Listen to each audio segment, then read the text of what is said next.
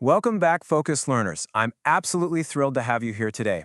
Grab your notebooks because you can think of this explainer as your ultimate study guide to a truly profound concept, sacred geography in the Indian subcontinent. We're going to dive right in and explore how physical dirt and rock transform into something deeply spiritual, and how that amazing transformation has shaped culture, ecology, and human movement for thousands of years. But hey, before we start mapping out mountains and rivers, we really need to answer a foundational question for your notes. What actually is sacredness? It's a word we throw around all the time, right? But what does it mean in practice? Well, we are about to embark on a pretty wild journey, starting from physical shrines built out of stone and wood, all the way to massive philosophical concepts that view the entire planet as divine. To set the philosophical tone for us, listen to this incredibly powerful quote from the ancient text, the Bhagavata Purana. Ether, air, fire, water, earth, planets, all creatures, directions, trees and plants, rivers and seas, are organs of the Supreme Lord's body.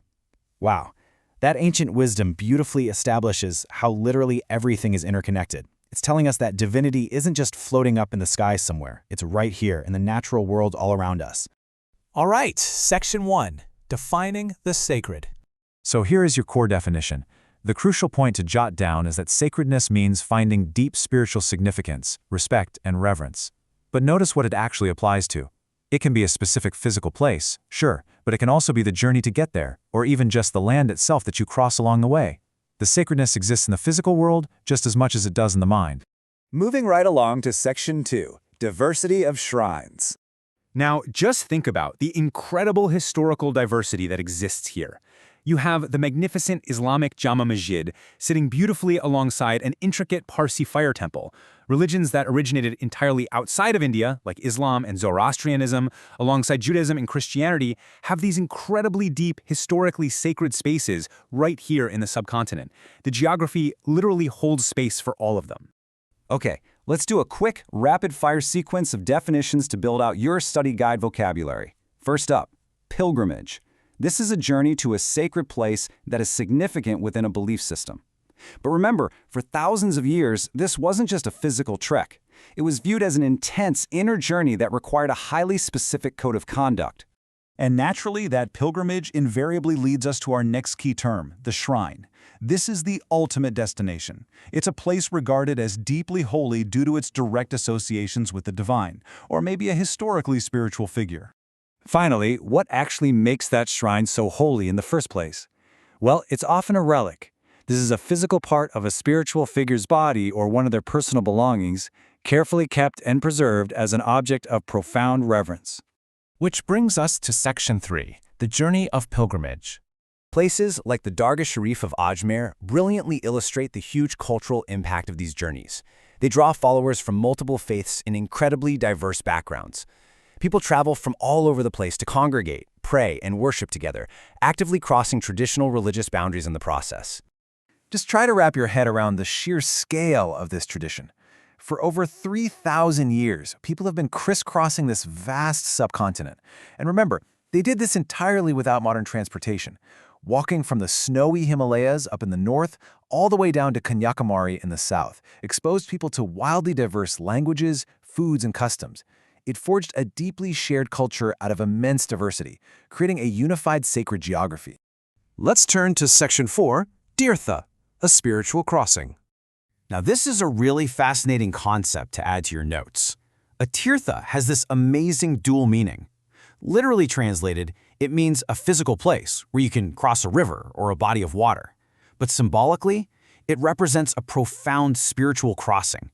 It's the metaphorical place where someone crosses over from ordinary, everyday worldly life into a higher spiritual realm. Because of this beautiful dual meaning, tirthas are completely intertwined with nature. Think about glowing lamps floating gently on a river surface. It perfectly captures this connection. These sacred crossings are usually located right on the banks of rivers or lakes, nestled deep in forests or high up on mountainsides. The water itself is literally the vehicle for the spiritual crossing. Next up, Section 5, our sacred ecology.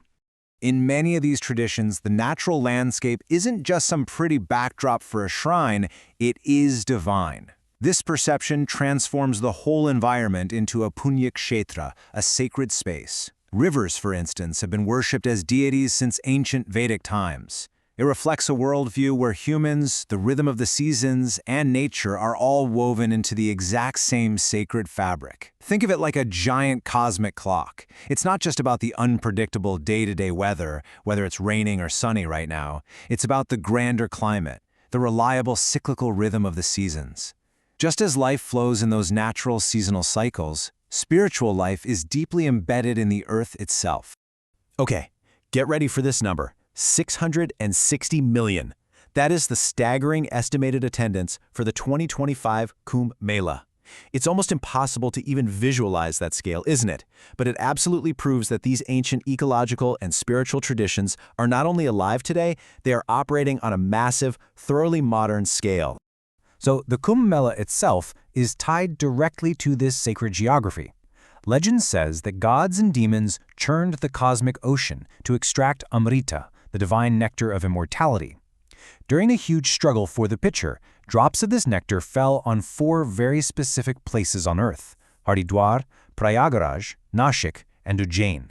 And today, literally millions of people gathered to bathe in the sacred rivers at those exact geographic coordinates. Which leads us to our final part, Section 6, Protecting Mother Earth. Ultimately, the logical conclusion of sacred geography is that the entire planet Earth is considered sacred. She is Bhudevi, or Mother Earth, and this isn't just ancient history. It's deeply embedded in tribal traditions today. For instance, the Dongria Khand tribe views the Niam Dongar Hill as their supreme deity, the provider of everything they need. To them, cutting down trees isn't just environmental damage, it's a profound sign of disrespect to the divine. So when we're trying to figure out the really big questions regarding unpredictable monsoons, severe climate change, and massive ecological disasters, this ancient view offers an incredibly clear answer. The Earth is a complex, living system that we have to respect, not just a bunch of resources to exploit. Picture an ancient stone temple, completely engulfed by a dense, towering forest. It's such a powerful symbol. Because these belief systems perceive nature as a sacred space, they've historically been one of our absolute greatest tools for protecting and preserving the environment. By treating forests and rivers as divine, these areas effectively became ancient, highly protected ecological reserves long before modern conservation existed. For your final study guide takeaway, I want you to really listen to this quote from environmental thinker David Suzuki. "The way we see the world shapes the way we treat it. If the planet is our mother, not an opportunity, then we will treat each other with greater respect."